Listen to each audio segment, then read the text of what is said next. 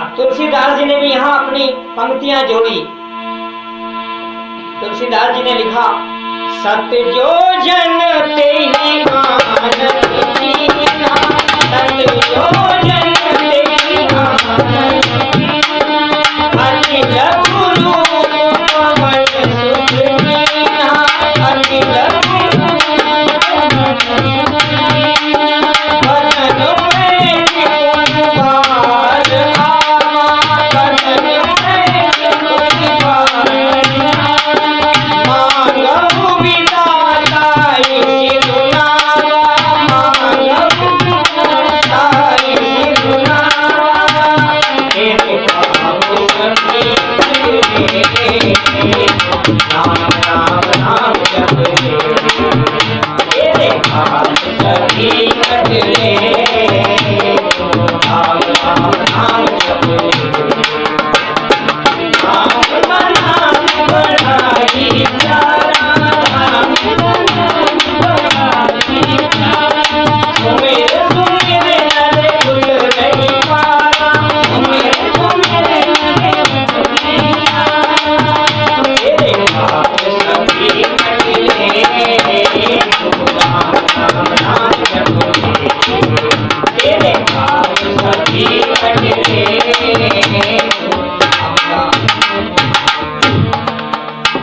100 योजन का जब मुंह बना लिया सुरसा ने, तो हनुमान जी ने मन में विचार किया, जितना बड़ा समुद्र उतना बड़ा मुंह बना लिया सुरसा ने। हनुमान जी ने सोचा, अब क्या करूं।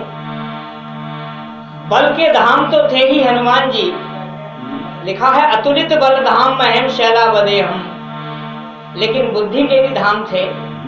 मन में सोचा, अब बुद्धि से काम चलेगा, बल की कोई आवश्यकता नहीं है। छोटा सा रूप बनाया, चावल के समान अति लघु रूप, अति लघु रूप पवन सुत कीन्हा, सत योजन ते ही आनंद कीन्हा। और फिर क्या किया, बदन पैठ पुन बाहर आवा, थोड़ी देर के लिए बैठे, अंदर से बाहर आ गए और विदा मांगने लगे। माँ, तुम्हारी आज्ञा के अनुसार मैंने वैसा ही किया जैसा तुम चाहती थी। अब सुरसा को विश्वास हो गया कि लंका की ओर जाने वाला ये वानर साधारण वानर नहीं है, ये वो काम करके आ सकता है जिस काम के लिए श्री राम ने इसको भेजा है। और रास्ते में हनुमान ने बहुत सारी मुश्किलों को पार किया। सिंहिका राक्षसी रास्ते में परछाई को पकड़ करके उड़ते पक्षी को खा जाती थी। हनुमान जी से भी यही छल किया सिंहिका ने। जब छल किया हनुमान जी से, तो हनुमान जी सिंहिका राक्षसी को भी वध करने के लिए तैयार हो गए। बोलिए पवन सुत हनुमान की जय। बल और बुद्धि के धाम हनुमान सिंहिका राक्षसी का संहार करके आगे बढ़े। छोटे से द्वीप लंका नगरी को देखा दूर से ही हनुमान जी ने। छोटा सा टापू था समुद्र के बीच में लंका नगरी, और उस पर रावण राज्य करता था। गिरि चढ़ देखा दूर से लंका नगर विशाल, रावण लंका जहाँ राक्षसों के सैन्य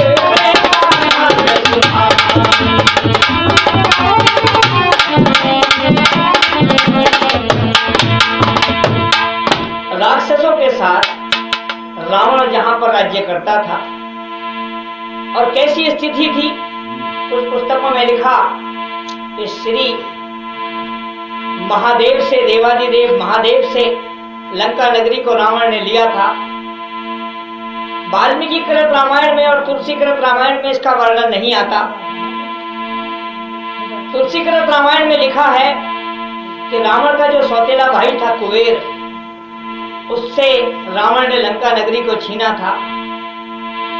लिखा राधे श्याम जी ने भी बड़ा सुंदर सा शब्द है, वहीं से जोड़ी लाइन जहां से तुलसीदास जी ने जोड़ी है। कवियों में बड़ी समानता रही। राधे श्याम जी ने जोड़ा शब्द, सौतेले भाई रावण ने उस पर अधिकार जमाया था, उस पर यक्षों के लिए भगाया था, असुरों को वहां बसाया था।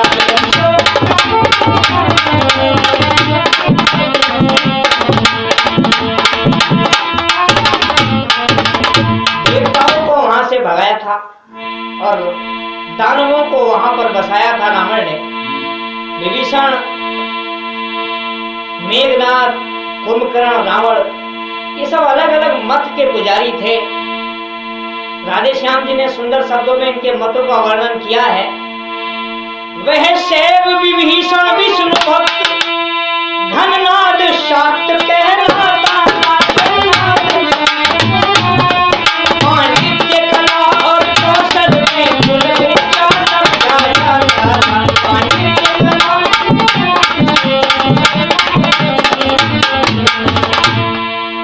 रावण तो शिव जी का भक्त था, शैव उसको कहा गया, और विभीषण विष्णु भक्त थे, और इनका पुत्र मेघनाथ शक्ति का पुजारी था, इसलिए उसको शाक्त कहा गया। और पांडित्य, कला और कौशल में कुल ऊंचा समझा जाता था। ऋषि पुलत्स्य के और विशर्वा मुनि के वंशज थे। लिखा भी है, सब कुछ नष्ट भ्रष्ट होता चला गया, विचारों में परिवर्तन होता गया, और पूरा कुल कलंकित होना शुरू हो गया। विज्ञानवादिता इतनी थी, बन गई रूप ना